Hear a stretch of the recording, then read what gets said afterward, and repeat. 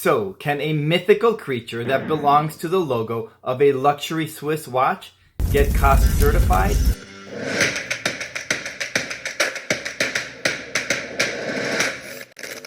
What's up, guys? It's your boy Rich here, back at it again. And I am really excited to talk about today's watch because it is amazing inside and out. And we're talking about Brellum's Pandial. So, let's go take a closer look. Let's go. And here it is, Brellum's Pandial. And I hope you can see why I'm so excited about this watch, because it is absolutely gorgeous and so well made. And it's in 43 millimeters, 51.5 millimeters from lug to lug, 15.9 millimeters tall, and with a 22 millimeter lug width. So where do I begin? Because there is just so much goodness to this watch inside and out. I kind of sort of know where I want to begin, which is showing you the movement on the back of the watch. But let's see what you guys want to see first. So, let's go with this one right here, the dial. But before we go on with the dial, let me give you a sneak peek of the movement. And there it is. So let's give some attention to the indices, because these indices are more than just applied. They're actually diamond cut. And they have these lume squares at the tip of each indices. And on the other end, they have these sort of split into facets right there, really helping it give this nice diamond-like reflection there. Some really cool indices right there. And the two subdials at 12 o'clock and 6 o'clock are raised above the channels right there. And the subdial at 12 o'clock is for the 30-minute totalizer, and at 6 it is for the 12-hour totalizer. And both the subdials have this sort of texture going on right there, sort of like this sunburst effect. Really a very nice, cool effect. And the subdial at 9 o'clock is for the active seconds. And there is kind of a lot of text on the taking up the real estate on the dial, a little more than what we're used to above where it says Brellum Swiss chronometer. And that logo right there, it has their dragon, the wavering, that is sort of curled up, that blends in really nicely there. And I like the orange accents at 60 minutes, 15 minutes, 30, and 45, as well as just above the indices and on the subdials and the chronograph seconds hand right there. I think this comes together really nicely. And this is called the marine blue dial, but it is also available in silver, a black DLC, black, and gray meteor. And let's talk about the pushers, because they are one of the most neglected features of any chronograph. We simply don't pay any attention to them. But these pushers are worth noting because they operate really smoothly and with the right amount of resistance. But before we do, we can take a look at the center crown right there with their logo, or really their insignia minus the dragon, done in a really nicely frosted and polished finishing. And the top pusher controls the timer and is highly responsive. So I'll start it up, stop, start, and stop. And just as importantly, it doesn't leave any indentations on our fingertips the way that so many other pushers do, making operating the chronograph functions unpleasant. Not the case with the Brellum. And the bottom pusher resets the timer.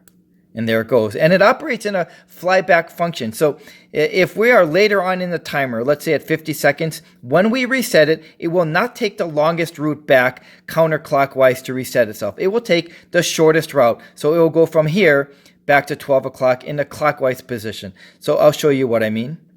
Let me start it up. And I'll be right back so you don't have to sit here for the entire countdown.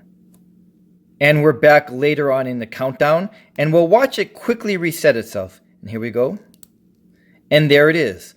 A quick reset and a really well executed chronograph. Earlier, we talked about the dimensions of the watch, and it is 15.9 millimeters thick. And on paper, there is no way around that. It is a thick watch, but that's also because of the double domed sapphire crystals. And what I mean by that is not just the top of the watch right here, there that's domed, but it's also domed on the bottom crystal right there as well. And it is actually only 11.9 millimeters thick without the domed sapphire crystals. But I don't think it wears large at all. I think it actually wears closer to 41 millimeters and is not overly thick. So I think this is a good time for some wrist shots. I'll be right back. Oh.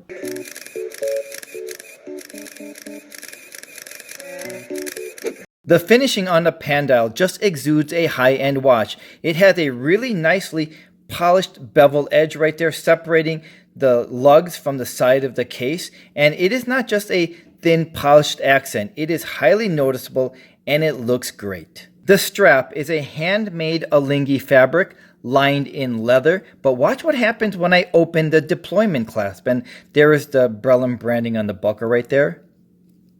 Look at that. Look at that beautiful perlage finishing on the clasp. A really nice detail here. I love this kind of detail on the clasp. This is something that we don't often see. But now let's talk about what I wanted to talk about at the top of the show, and that's the movement. Look at that beautiful mouth-watering movement. What is this movement that we're seeing? Well, we're looking at the Valjoux 7750, and wait for it. It is chronometer certified by COSC, and that is a big deal, especially for a watch at this price point. But a lot of the mainstream brands aren't COSC certified for accuracy, so that is a big deal. And this movement it is the kind of movement that we find ourselves taking off this watch a lot throughout the day just to appreciate this movement. There are a lot of blue screws, nice perlage and Côte de Genève finishing, and a highly customized rotor right there that is partly skeletonized and showing their black dragon logo. Just a really mouth-watering movement. In my opinion, the Pandial is a well-made watch that pays attention to detail and happens to be really attractive. The price of the Pandial is approximately $2,300, and I think it carries itself well against a lot of the mainstream brands. And we're about to learn the history from the owner, who happens to come from some of the mainstream brands in... And we're back to talk about the history of Brellum, and it's a good one. The team at Brellum, led by Sebastian, who is a fourth-generation watchmaker, with his great-grandfather being the first one in 1855, and then his great-grandson... No, he isn't that old. His great-grandfather and father actually owned a watchmaking facility, where at age 13 he started to learn his craft by working there during the summer months and holidays.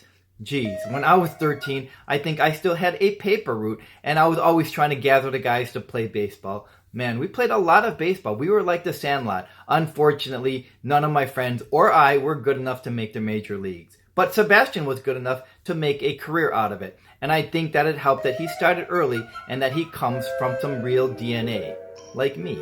Sebastian has 25 years in the watchmaking industry before branching out on his own, so he simply wasn't a watch enthusiast turned watchmaker. He's worked for some of the major brands in different roles, such as a product manager, creative director, and he has an engineering background. And you can tell by these watches that they are made from someone who knows what he's doing. They are nicely proportioned, thought out, and wonderfully executed. And we can tell that Sebastian has seen it all. In addition to the Pandial that uses a tachometer, he also has a dual box that uses pulsations instead. And he doesn't just make chronographs, he also makes the Wavern, which is one of my favorite watches in his lineup. It is just so elegant, and it has 5 days of power reserve. Two of my favorite functions are the power reserve and GMT. And it isn't just me, but he is well received by everyone in the watch media. I get asked with regularity on a suggestion for someone's first luxury Swiss watch because he can finally afford one, and it's usually been Omega, Oris, and Tudor. However, those brands cost a lot more than Brellum, and I think in fact Brellum looks like it should cost 2 or 3 times more than it is. But now I can confidently suggest Brellum as a watch to be considered along with those other brands. And I think Brellum offers a genuine Swiss watch experience by providing that COSC certificate, which is something that we don't automatically get with a lot of the other well-established brands. Granted, those brands carry a much richer history, and that is an advantage to a lot of people, though a little less for me nowadays because I've really learned to appreciate some of the higher-end independent brands, which is where I think Brellum falls under, in the category of higher-end independent brands. If Brellum hasn't already done so, I think they have an opportunity to shake things up in the micro-brand world by continuing to introduce us to some high-end watches. even though the price tags are not what microbrands started out as. If the watches are going to improve in quality, then the prices are going to have to increase as well. And there was a time when any independent brand that cost $1,000 or more, we were pulling the hairs out of our head, lamenting that this is nuts.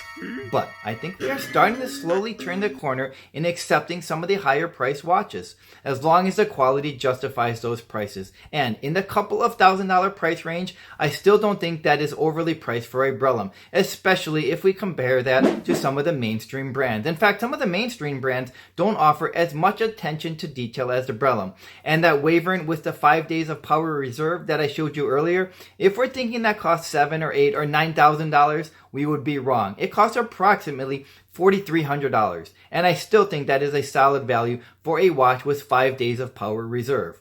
I like the direction of Brellum, and I believe they are starting to carve out a really nice niche for themselves, because I know that they are working on some new models, including some limited editions. And I believe I'm going to have a Wavering pretty soon to review, and I'm really excited about that, to compare that to the Pandial. Thanks for joining me, and I'll see you the next time. So, Sebastian, a fourth generation